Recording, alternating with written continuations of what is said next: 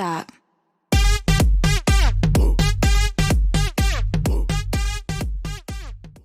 Welcome to Haunted Hub, the podcast that dives into the darkest corners of the supernatural. I'm Jerry, your guide through the realms of the unexplained. Today, get ready for a spine-chilling experience as our guests, Philip and Jessica, share stories that will send shivers down your spine with mysterious tales from various locations. Philip and Jessica, thank you for being with us. Please begin whenever you are ready. Thank you for having me. I will just go first if that's alright with you. Yes, go ahead. Well, it was a night I can never forget. Roughly 20 years ago, I found myself in Pattaya during its more tranquil days. I lodged in a petite boutique hotel with a view of the sea. Despite the nascent emergence of the nightlife that would later reshape the town, I went to bed around midnight, drawing the curtains to create a pitch-dark atmosphere in the room, so that I could sleep in. I remember the room was extremely dark. Around 3 a.m., I jolted awake, feeling a shift in the air. Keep in mind, the room was practically pitch black. Over in one corner, on the opposite side of the room, there it was, a figure. I glanced away, then back, blinked a few times, but it was still there. That sounds terrifying. What happened after that? I could only catch a glimpse by sort of looking through it, but it was a woman. She had on this flowy white dress, reaching almost to her ankles, and long black hair cascading down to her waist. Her head was lowered, facing the floor, her face hidden behind a curtain of hair. Then, in this eerie slow motion, she gripped bunches of her hair, lifted them straight up, and let them fall. She repeated the unsettling ritual. The second time she raised her hair, she began lifting her face. I had this gut feeling that if I laid eyes on her face, it would be game over for me. I flipped over as quick as lightning, slamming on the lights on the bedside tables.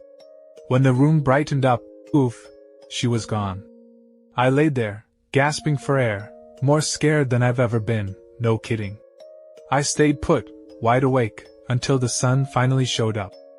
When the room was bright enough, I went into the bathroom, pulled the shower curtain, turned on the shower, and let the water hit me full in the face. When I'd had enough, I pulled back from the stream of water and opened my eyes, and something moved very fast on the other side of the shower curtain.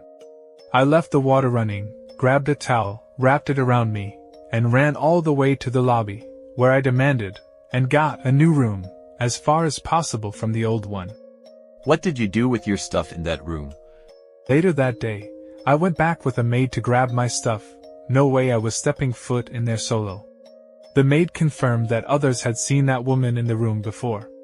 She kindly offered to take me to the temple after her shift to burn some incense, and perform a quick ceremony to release the poor woman's spirit from whatever was keeping her on this side of the curtain. We did it, and I felt a bit relieved. Were you able to sleep peacefully in the new room? I'm pretty sure he didn't sleep the entire week. Jessica, you are right. That night, even in my new room, I kept the lights on while I slept. If that happens to me, I will just move to another hotel. That is so scary. Did you believe in superstition, or have you seen ghosts before? No, I had never previously believed in ghosts.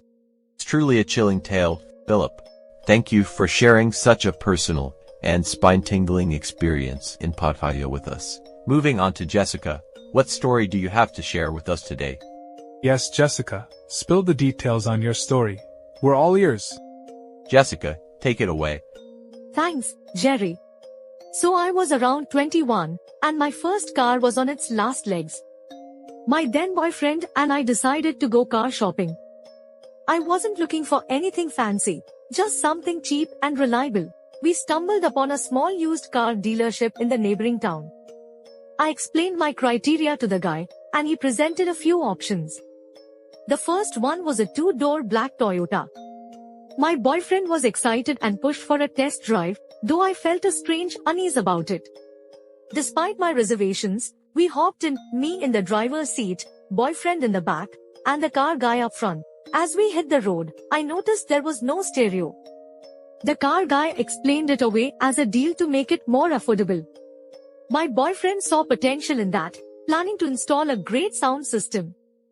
At a red light, I realized the driver's side window wasn't tinted like the others.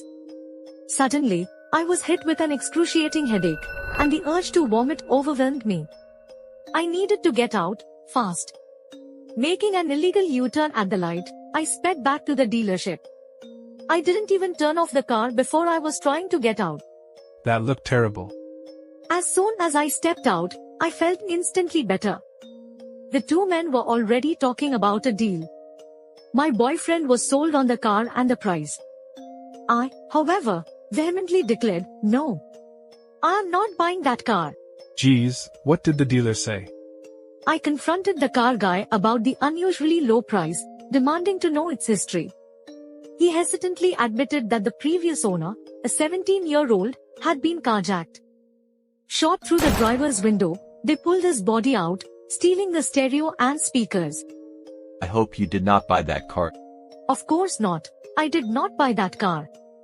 And to all the listeners out there, please be aware and stay suspicious at all times. Whether you're buying a car or a house, if the price seems unbelievably low, take a moment to be suspicious. There might be a darker history hidden behind that tempting deal. Listening to Jessica's story reminds me of a saying in our house. Whenever there's a deal that seems too cheap to be true, my wife always insists on buying it without hesitation. It's like her own wife radar for cheap finds. If something is priced insanely low, she'll excitedly holler, "Philip, we need to buy it." Maybe she should take a moment and hear Jessica's story first. Oh, I think we might have the same wife radar in our house, Philip. It's amazing how those deals can draw you in. Now, before we wrap up today's episode, Jessica, any final thoughts? Well, I guess the moral of my story is to always trust your instincts, whether it's about a car or a too-good-to-be-true deal. And, as Philip's saying goes, maybe give it a second thought before jumping in headfirst. And folks, if you're ever in Pattaya, keep your eyes peeled. My own encounter there taught me that sometimes the shadows hold secrets that can send shivers down your spine. Thank you both for sharing your captivating stories today. And to our listeners, remember, whether it's a haunted car, a tempting bargain, or a ghostly encounter in a quiet town, there's always more to the story. Stay curious, stay safe, and until next time, this is Jerry signing off from Haunted Hub. Stay tuned for more chilling tales on our next episode.